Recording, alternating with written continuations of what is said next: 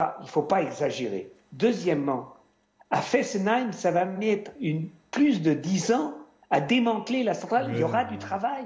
C'est pas vrai que tout le monde va être au chômage. Pour démanteler une centrale, c'est extrêmement difficile. Et la France pourrait devenir, avec le démantèlement de Fessenheim, un des pilotes technologiques du démantèlement des centrales nucléaires, parce qu'il y en a à démanteler dans tout le monde. Donc soyons raisonnables aussi technologiquement. Merci Dany pour avoir lancé ce débat. Qu'est-ce que vous leur répondez, Patrick Vignal, à ces employés et à ces habitants qui s'inquiètent ? D'abord, déjà, je partage l'analyse de Daniel Cohn-Bendit. Le nucléaire coûte trop cher. On veut passer à 50% d'éolien et de photovoltaïque. Donc, il faut à un moment donné engager le pas.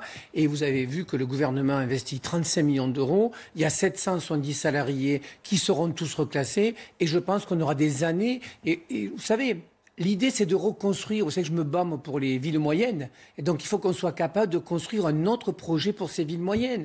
Donc, le nucléaire coûte trop cher.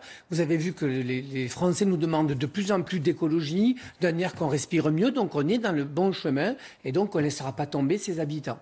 Et c'est vrai que le mot d'euthanasie est très, très dur à prononcer. Oui, c'est dans la bouche de ces habitants qui sont peut-être sous le choc et qui emploient une formule qui peut surprendre et qui peut choquer. Allez, Séverine, je voudrais qu'on regarde ensemble le coût de la production de l'électricité pour l'hydraulique, par exemple, comparé au nucléaire. Eh bien, en mégawattheure, c'est 15 à 20 euros. C'est peu cher, mais l'hydraulique, c'est 11% seulement de la production. Le nucléaire, c'est 49 euros. Le gaz, il est plus cher, de 50 à 66 euros. L'éolien, c'est 50 à 90 euros. Et le photovoltaïque, 49 euros. Est-ce que les Français vont devoir payer plus cher s'ils veulent être plus respectueux de l'environnement ? Et Corinne Lepage, évidemment, vous allez répondre ensuite. Écoutez, moi je pense que la fermeture de Fessenheim est une erreur évidente. C'est d'abord une erreur environnementale parce que quand on veut lutter contre le réchauffement climatique, on ne peut pas tourner le dos à une énergie propre et décarbonée. Et Bruno Le Maire le disait, l'Allemagne, par exemple, a fermé toutes ses centrales nucléaires et a investi dans les énergies renouvelables et elle émet 2 fois plus de gaz à effet de serre que la France, par exemple. Donc, il faut le redire, le nucléaire n'émet quasiment pas de gaz à effet de serre. C'est vrai. Voilà, donc c'est très, voilà, c'est non seulement, vrai sur ce point, dit Corinne c'est Lepage. non seulement une erreur environnementale, mais c'est également une erreur stratégique à l'aube d'une crise économique. Pourquoi ? On le voit bien, mais parce que j'ai les chiffres sous les yeux. Le nucléaire est la 3e filière d'excellence française avec plus de 2500 entreprises réparties sur tout le territoire et 220 000 emplois. 220 000 emplois. C'est direct aussi... et indirect. Direct et indirect, absolument. Et c'est aussi une erreur sociale et économique. C'est une catastrophe pour la région. On a entendu des salariés s'exprimer, des agents d'EDF qui vont devoir aussi quitter le territoire.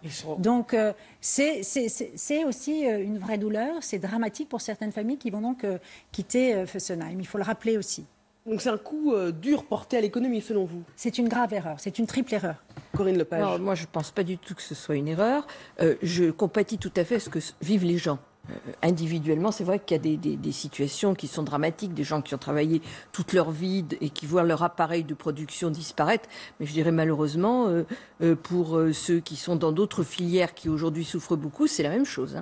Et on s'apitoie quand même beaucoup moins sur eux. Bon, ceci étant, alors je vais dire que je suis partiale, je vais être tout à fait transparente, je défends les gens qui ne veulent pas de Fessenheim et depuis longtemps. Donc je dis d'où je parle. Je suis totalement transparente. Il n'en demeure pas moins que cette centrale, comme Dany Cohn-Bendit l'a rappelé, était conspuée par toute l'Europe pour une raison très simple, c'est qu'elle est dans une zone sismique et gravement sismique parce qu'il y a eu un très gros tremblement de terre à Bâle au XVe siècle, échelle 7 et des brouettes sur l'échelle de Richter. Et que cette centrale a été en plus construite en contrebas du canal du Rhin, 7 mètres en dessous du canal du Rhin. C'est-à-dire que s'il y avait une forte inondation, c'est inondé. Et l'inondation d'une centrale nucléaire, je rappelle ce que ça fait, ça s'appelle Fukushima. Bon. Donc, moi, je veux bien que l'ASN dise qu'il y a des investissements qui ont été faits. C'est vrai pour partie. C'est faux pour d'autres, puisque depuis 2 ans, on sait qu'on va fermer Fessenheim, donc les investissements n'ont pas été faits. La mise aux normes post-Fukushima n'a pas été faite, etc. Donc, de toute façon, le choix a été fait. Ceci étant, il faut absolument qu'on réduise massivement la part du nucléaire. D'abord parce que ça devient très cher. Vous mettiez 49 centimes. Bon. 49 euros. 49 euros le mégawattheure. Tout à fait. Le mégawattheure. C'est un chiffre qui est discutable. La Cour des comptes considère que c'est 60. Alors, ce sont les chiffres de l'Agence de transition écologique pour 2020. Oui. Voilà, ce sont rien, ces chiffres. Mais je vous dis simplement, vous prenez les chiffres qu'a retenu la Cour des comptes, si vous vous ajoutez ce qui concerne le démantèlement, parce qu'il faut quand même le payer, vous arrivez autour de 60 centimes. Mais ce qui est vrai, c'est que l'EPR, à condition qu'il voit un jour le jour, puisque, comme le rappelait Dany, eux qui le tout, ça ne marche toujours pas. L'Angleterre a déjà pris 2 ans de retard, et Flamanville, je ne veux pas enterrer une ambulance, mais très franchement, c'est catastrophique. On est déjà à 12 milliards et 2024. Bon. Donc on arrive à 12, 13, 120, 130, 140 euros du mégawattheure. C'est absolument colossal, c'est insoutenable. Voilà. Ça, c'est la première chose. Deuxièmement, les Allemands. C'est vrai qu'ils ont fait beaucoup de charbon. Ça, vous avez raison, madame, c'est vrai. Sauf que la part du charbon a considérablement baissé et qu'aujourd'hui, le renouvelable a largement à équivalence du charbon. Si vous ajoutez le charbon, c'est autour de 40% à peu près. Le renouvelable a dépassé le charbon. Il y a le gaz, qui est aussi un hydrocarbure, qui vient en plus. Mais ça veut dire que les Allemands ont construit toute une filière industrielle autour du solaire, autour de l'éolien, autour de la méthanisation que nous n'avons pas construite. Et donc, pendant que nous nous cramponnons à notre nucléaire, vous disiez, madame, 220 000 emplois, et j'ai dit directs et indirects, parce qu'en direct, c'est 120 000, c'est-à-dire maintenant quasiment 2 fois moins que ce qui est employé dans le renouvelable en France. Alors que nous avons un retard colossal. Pendant ce temps-là, nous n'avons pas construit nos nouvelles filières. Mais Corinne Lepage, excusez-moi, Corinne Lepage, est-ce qu'on peut vraiment, avant que Michel Larive prenne la parole, c'est normal, est-ce qu'on peut vraiment se passer du nucléaire ? Pas demain matin, évidemment, non. On est un pays qui est passé de 72 à 65 ou 66% de nucléaire. Personne ne va dire on arrête demain matin, on fait comment ? Bon. Mais en revanche, ce qu'on peut constater, quand j'étais ministre, il y a quand même 25 ans, la part du renouvelable en France, c'était 13%. 25 ans plus tard, on est à combien ? On est à 18%. C'est-à-dire qu'on n'a rien fichu, pour parler clair, depuis 25 ans. Et pourquoi on n'a rien fichu depuis 25 ans ? Parce que le nucléaire occupe le marché et qu'il n'y a pas de place pour le renouvelable. Pendant ce temps-là, les Allemands, qui étaient à 5% renouvelables, je parle dans le mix électrique, pas énergétique, électrique, ils sont passés à 45% avec tous les emplois et les filières qui vont derrière. Donc mon sujet, c'est pas, je dirais, purement des considérations écologiques ou éthérées, c'est purement industriel et économique. On est en train de passer à côté des filières qui sont en train de structurer l'industrie du XXIe siècle. Vous êtes d'accord, Michel Larive ? Oui, bien sûr, je suis d'accord. Je pense que c'est une excellente chose d'avoir fermé Fessenheim. C'était une promesse non tenue de M. Hollande. Et ce gouvernement la tient, eh bien tant mieux. On n'est pas toujours d'accord, mais là... Un bon point, profitez-en à la République en marche. Profitez-en, voilà, des bons points. Cadeau, mais en tout cas, il y a deux, trois petites choses sur lesquelles je veux revenir. Le prix. Vous avez oublié quand même quelque chose de fondamental, c'est les déchets nucléaires. Ça coûte énormément cher. Les déchets des autres énergies, on arrive à peu près... Ça coûte déjà cher, mais le stockage du déchet nucléaire, lui, coûte extrêmement cher. Ensuite, l'emploi. Effectivement...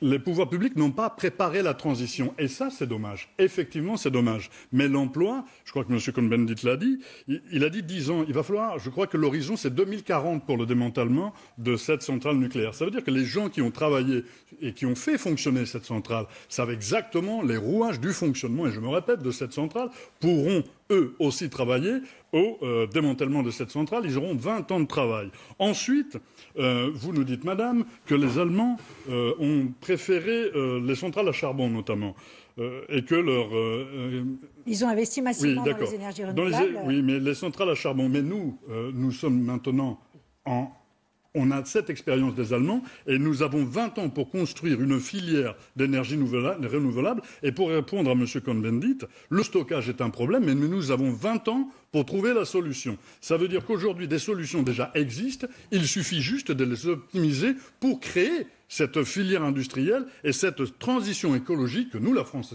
insoumise, nous appelons de nos voeux. Donc, vous voyez, il n'y a que des choses bonnes à fermer les centrales nucléaires et surtout à réfléchir à une autre énergie que celle du charbon, aux énergies renouvelables. Maintenant, vous nous donnez des prix sur l'hydro, sur des comparaisons. Alors, ces comparaisons, les prix que vous nous donnez sont des fois hasardeux. Je vous ai dit, le problème ce sont des les déchets chiffres de l'Agence de la transition écologique pour 2020. Je ne les ai pas inventés. Et puis, lorsque vous donnez ceci, si l'on mettait notamment que de l'hydroélectricité ou que de l'éolien ou que des choses comme ça. En fait, ce qu'il faut faire, c'est qu'il faut mixer les énergies et vous n'allez pas mettre de l'hydroélectricité dans des endroits où ça n'est pas possible. Vous ne mettrez pas de l'éolien où ça n'est pas possible non plus. Et il faut que tout ceci s'intègre de façon environnementale, de manière à ce que ces énergies renouvelables, qui sont pour moi un bien pour la population, ne deviennent pas une nuisance. Je pense là aux éoliennes. Oui. Effectivement, la seule solution, c'est de répondre aux besoins énergétiques et non pas à la spéculation financière ou à la spéculation sur le prix de l'énergie.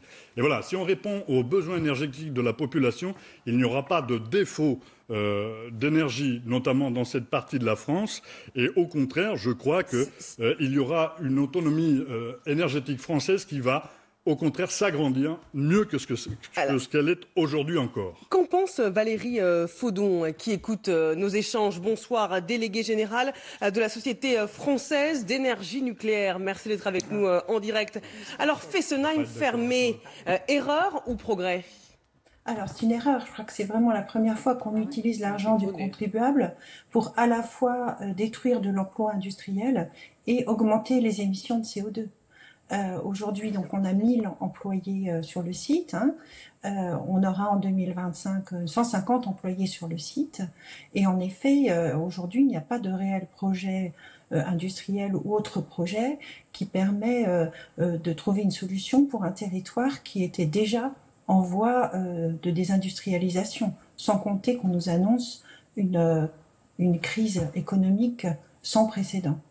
Alors, je voudrais répondre à Madame Lepage quand elle disait que le nucléaire prenait toute sa place en France et qu'il n'y avait pas de place pour les renouvelables, pour rappeler deux choses. La première, c'est que le renouvelable est prioritaire sur le réseau électrique, toujours par rapport au nucléaire. Donc, le nucléaire est toujours derrière. Les jours où il y a beaucoup de production renouvelable, le nucléaire baisse sa production. Les jours où il y a peu de production renouvelable, typiquement les nuits sans vent, le nucléaire au contraire est là pour assurer la sécurité d'alimentation électrique des Français. Et le deuxième point, c'est que le marché français s'est terminé. Aujourd'hui, on est interconnectés avec nos voisins européens. Donc les centrales nucléaires, elles ne sont évidemment pas en concurrence avec les renouvelables qui sont prioritaires. Elles sont en concurrence avec les centrales à gaz et à charbon de nos voisins. Donc une centrale nucléaire qui ferme en France, c'est une centrale à gaz qui va prendre sa place et qui sera localisée dans un autre pays d'Europe. Nous avons fait des calculs, que les augmentations d'émissions de CO2 générées par la fermeture de Fessenheim vont être de l'ordre de 6 à 10 millions de tonnes de CO2 par an, soit l'équivalent des émissions d'une ville comme Glasgow. Alors sur ce point, Corinne Lepage, c'est un point que vous répondiez à Valérie Faudon sur les émissions de CO2 qui vont augmenter, les emplois détruits. Non, on se verra dans un an et on verra la réalité de ce qui est en train d'être raconté. C'est vrai qu'on est sur un marché européen. C'est la raison pour laquelle, parfois, EDF est obligé de vendre à des prix négatifs. Parce que personne ne lui achète sur le marché européen. Parce qu'effectivement, la croissance des énergies renouvelables chez nos voisins, et en particulier en Allemagne, est telle, parce que c'est vrai qu'il y a une priorité sur le marché au niveau européen du renouvelable, qu'il s'agisse du gaz, et on entend beaucoup les gaziers râler après ça d'ailleurs, ou qu'il s'agisse du nucléaire, qui est traité de la même manière, eh bien, il y a des moments où on vend à des prix négatifs, parce que c'est moins cher de vendre à un prix négatif, c'est-à-dire de se faire payer pour vendre son électricité, plutôt que de fermer ou de baisser considérablement une centrale. Bon, pour le reste, je rappellerai quand même que tout ceci s'inscrit aussi dans quelque chose dont on ne parle pas du tout, qui est ce qu'on appelle la sobriété énergétique. C'est-à-dire que le but du jeu, c'est quand même de réduire notre consommation. Je rappelle qu'on a des objectifs extrêmement clairs à tenir sur ce point-là. Et par voie de conséquence... Oui, Valérie Faudon. Et par voie de conséquence... réduire Oui. notre consommation de pétrole, de gaz et de Non, charbon. d'énergie, madame. Et que Les pour objectifs réduire- communautaires, c'est d'énergie, madame. et C'est que pas pour seulement réduire- d'électricité. Pour réduire notre consommation de gaz, de charbon et de pétrole, donc pour atteindre nos objectifs climatiques, et je vous rappelle que nous devons atteindre la neutralité carbone en 2050, il faudra augmenter notre consommation d'électricité, parce que notre consommation d'électricité est bas carbone et permet de réduire nos émissions de CO2 et notre consommation de pétrole et de gaz. Et dans le les autres renouvelable secteurs de permet de l'économie, ne en pas premier émettre, lieu, madame, de gaz à évidemment, effet de serre. le transport. Corinne Lepage, je vous réponds. Allez-y. Je dis, le renouvelable permet évidemment de réduire les émissions de gaz à effet de serre. Et j'ajoute à cela que le jour où la France appliquera les directives communautaires sur ce qu'on appelle l'autoconsommation collective, qui va permettre aux territoires, à tous les territoires, de devenir des producteurs autonomes d'électricité, d'abord, on va redonner une économie formidable à nos territoires. Et deuxièmement, on n'aura plus besoin, ou beaucoup moins besoin, d'une énergie centralisée et nucléaire. Et celle-là, elle sera propre et décarbonée. Mais Valérie Faudon, est-ce que justement fermer Fessenheim et fermer d'autres réacteurs, hein, c'est ce qui est prévu dans les années qui viennent, est-ce que ce n'est pas justement le prix à payer dans un premier temps, à court terme, pour protéger l'environnement et pour protéger les vies ? Quitte à ce qu'on accepte que pendant un temps, le prix de l'électricité en France, qui est le moins cher comparé à en Europe, en Allemagne, en Italie, au Royaume-Uni, soit plus cher dans un premier temps. Alors, d'une manière générale, comme je disais, les centrales nucléaires sont sur le réseau européen qui aujourd'hui est plein de de centrales à gaz et de centrales à charbon. Donc la priorité, c'est fermer les centrales à charbon allemandes. Il faut savoir qu'aujourd'hui, la centrale de Fessenheim, elle émet 6 grammes de CO2 par kilowattheure, et de l'autre côté du Rhin, c'est 400 grammes de CO2 par kilowattheure. Pourquoi ? C'est parce que les Allemands ont décidé de fermer les centrales nucléaires qui émettent très peu donc, de gaz à effet de serre et de garder leur charbon. Donc, ils auraient dû faire l'inverse. Maintenant, ils ne vont pas sortir le charbon avant 2030. Madame, vous savez pertinemment que toutes les centrales allemandes n'ont pas fermé. Le nucléaire, il y en a encore 7. Pas en même temps, Corinne Lepage, et après Michel Larive.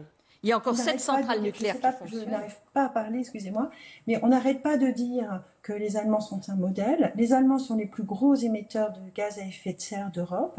Comme je l'ai dit, ils émettent 400 grammes de CO2 par kilowattheure, nous on est à 6 grammes. Et enfin, le prix de l'électricité payé par les particuliers est 70% plus cher que le prix de l'électricité payé par les Français. Corinne Lepage. C'est plus cher, c'est vrai, pas de 70%, mais le prix que paye le ménage allemand est à peu près équivalent au prix que paye le ménage français, parce que le ménage français, il paye du chauffage électrique, ce que ne paye pas le ménage allemand. Voilà. Et donc, le fait est que la facture payée par un ménage français était à peu près équivalente. Michel Larive. Oui, non. Alors, en termes d'emploi, moi, je ne suis pas du tout d'accord. La transition industrielle et la transition énergétique est en train de prendre le pas. Pour moi, est une bonne chose. C'est vecteur de création, ça a été calculé, de 900 000 emplois. Je pense que là, il y a plutôt de l'emploi à créer et une filière à construire. Et nous avons une seule centrale à charbon, je crois, en France. Je ne crois pas... Patrick, il n'y a pas de prévision de construction d'autres centrales à charbon en France, non. Donc c'est pas la problématique de l'augmentation de gaz à effet de serre ou de CO2 pour production de l'énergie, c'est pas une éventualité en France. Par contre, l'éventualité en France, c'est de développer ces énergies renouvelables, et il y a tout un secteur industriel à développer, un champ industriel c'est une épopée formidable à avoir. C'est la même épopée qu'il y avait eu pour le nucléaire. Eh bien, faisons la même épopée des années 70 pour le nucléaire, faisons la même épopée pour le renouvelable, et nous créerons des milliers d'emplois. Si je rajoute effectivement la rénovation des bâtiments, les bâtiments qui sont des passoires, les transports aujourd'hui, les déplacements des personnes. Aujourd'hui, je pense qu'on est dans ce mouvement-là. Et je voudrais vous dire, madame, justement, le gouvernement a un projet avec une entreprise de biomasse d'installer entre 50 et 100 millions d'investissements, et ça créerait dans la région 700 emplois. Donc il faut vivre avec son temps, et je pense, et là je suis d'accord avec mon collègue de LFI, que la croissance verte renouvelable renouvelables, c'est l'avenir. Et puis, c'est la demande des gens. Ne soyons pas tous sur de l'économie, soyons aussi sur du bien-être. Moi, j'étais sur de l'emploi. Il y a des pertes, oui, mais qui sont massives. Qu'est-ce qu'a prévu justement le gouvernement pour ces 1000 personnes qui travaillent directement sur le site et leurs familles, et sur la baisse, la baisse de la fiscalité? Ça, c'est vrai. C'est vrai que l'anticipation n'a pas été faite, mais EDF recycle 60% de ses 700 salariés. Il y en a 154 qui resteront sur le site, et surtout... C'est pas aussi clair, visiblement. Et surtout, madame, précis. là où je ne suis pas d'accord avec vous, c'est que, comme on n'a peut-être pas anticipé ces départs, il faut trouver un nouveau projet pour cette région. Mais on ne peut pas toujours vivre avec le passé. Et je pense que franchement, moi, je parle du présent. Les élections nous l'ont dit. Les Français aujourd'hui sont attachés à un bien-être. Et ça a été dit pendant les élections. Vous savez, moi je ne suis pas connu pour être un écolo, mais j'entends, je regarde l'avenir. Les gens, ils ont besoin de penser autrement la société. Donc moi, je suis ravi qu'on ait fermé cette centrale et on arrivera à un objectif de 50% seulement de nucléaire. Permettez-moi de remercier Valérie Faudon, déléguée générale de la Société française d'énergie nucléaire, merci d'avoir participé à ce débat qui n'est évidemment absolument pas terminé. Venons-en